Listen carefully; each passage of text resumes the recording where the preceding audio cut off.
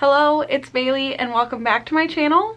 Today, this is going to be the start of my Squash That series journey. This is a 2-week readathon hosted by me and Kayla from Kayla Ray Reads. If you haven't heard of it yet, this is getting posted kind of late, but there is a little bit of time left in the readathon when you're seeing this, or challenge we're calling it.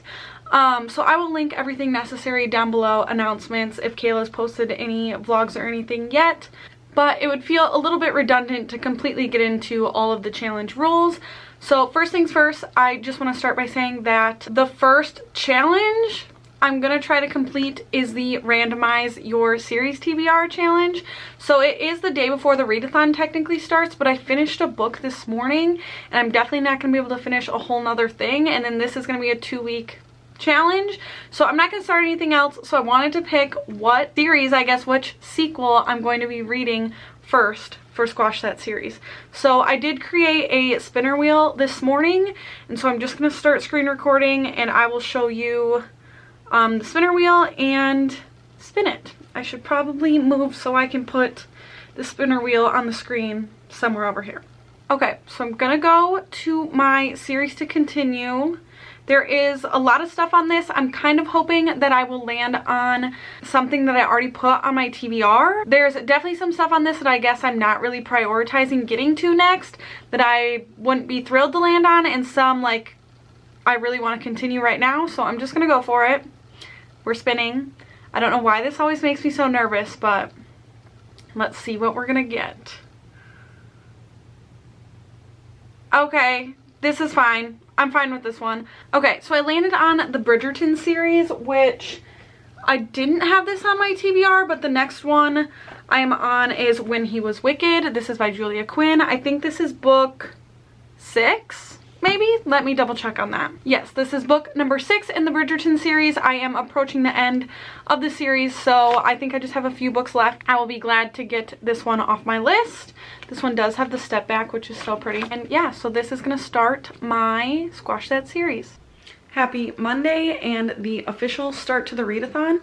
I don't think I've mentioned that we got a new bed when I found out I was pregnant, and we set it up like in a downstairs bedroom instead of in our master suite upstairs.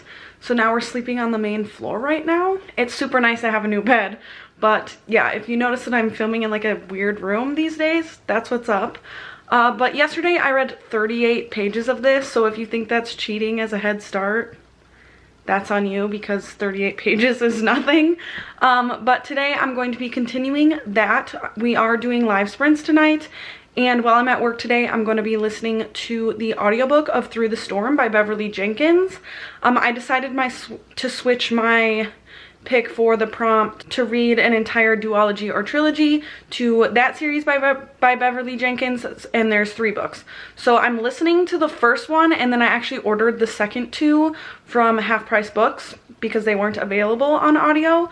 So those should be here hopefully in time for me to get to them. But that's the plan for today. I'll be at work all day.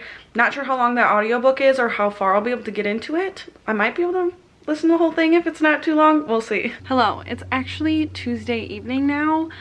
Yesterday we did the live sprints on my channel. My neighbor's mowing, sorry if you can hear it. But yesterday we did the live sprints on my channel, and they basically started as soon as I got home, and we went till like 8 p.m, which is my bedtime. So I never updated, but I didn't finish anything yesterday. But today I did finish the audiobook of Through the Storm, and that is what I had started for the read an entire duology or trilogy prompt. So that's just a start. That book itself didn't technically fulfill any of the prompts. I ended up giving that one 3 stars. I do really enjoy Beverly Jenkins, but I do think that she tends to have like kind of chaotic plots, like they're all over the place. And this one definitely drug a little bit for me. I did really enjoy the couple in it though, and now I am like less than 150 pages from the end of When He Was Wicked by Julia Quinn. So I'm hoping to also finish this one tonight. So that's the update for now. I'm gonna sit down and get back to it. It's not that late, it's like 6 o'clock right now. So like I said, I should have plenty of time to bust this one out. I definitely have like my morning voice still, but good morning. It is Wednesday. I did not completely finish When He Was Wicked last night, but I do have a doctor's appointment today. So I'll be like in the waiting area for a while, and then waiting some more and waiting some more. But so I'll be able to finish it this morning, like before I get home from work. But then I'm also going to start the audiobook of Every Heart a Doorway by Seanan McGuire. This will fulfill the prompt of a series I waited too long to continue, and now I feel like I need to start it over. I had originally only read this first one, and so I do have this physical copy from the library, but I do also have the audiobook from the library, and so I'll listen to that while I'm at work today. I'm not going to listen to it all day, so I don't think I'll finish it, but it's not a very long audiobook, so potentially. But I'll check back in when I get home from work. I am home for the day, and good news, I did actually listen to the entirety of Every Heart a Doorway today. Bad news is I actually did bump down my rating from a 4-star to a 3-star. I do think that just like within this book, I think it's only technically like 175 pages in the physical edition. I just think there's not enough here to completely judge it by. So that's why I'm excited to actually continue the series this time, because I read it on a whim the first time I read it and then never continued. So hopefully I will get to the second one soon. I may grow to like this first one more the more I learn about the series as a whole, if that makes sense at all. I did it. I finally finished When He Was Wicked by Julia Quinn, and I'm giving this one 4 stars. Honestly, this is probably one of my favorites in the series so far, and the series has definitely gotten steamier as the books have gone on. This one is following Francesca, which if you don't know, the Bridgerton siblings, there's 8, and they are named in alphabetical order by birth order, so we are pretty far down the list now with Francesca. And this one also takes place like simultaneously with the last 2 books, I think. So some of this stuff was alluded to in the previous 2 books. And basically we learn in those that Francesca was widowed. So she was married and her husband passed away unexpectedly. So this, you do get to see her marriage to her previous husband. But the like love interest in this is actually her previous husband's cousin. So it is like a weird situation, and it is kind of like a I have always loved you even when you were with my cousin.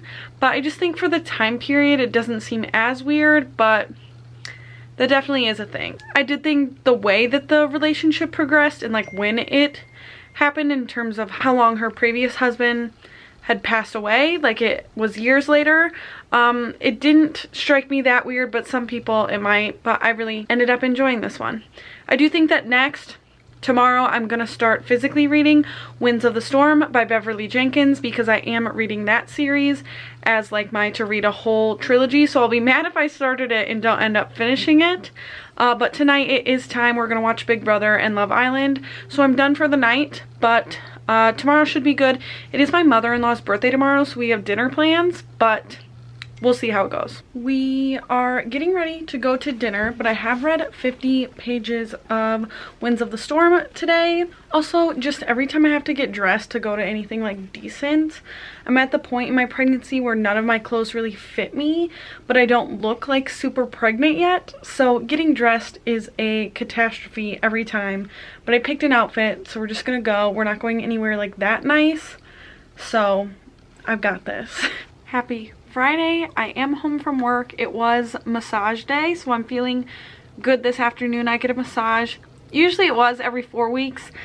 Since I found out I was pregnant, I've been going every 3 weeks, but it was massage day today, which is always my favorite day of the month. And I'm also approaching the 100-page mark of Winds of the Storm by Beverly Jenkins. I'm not sure how I'm feeling about this.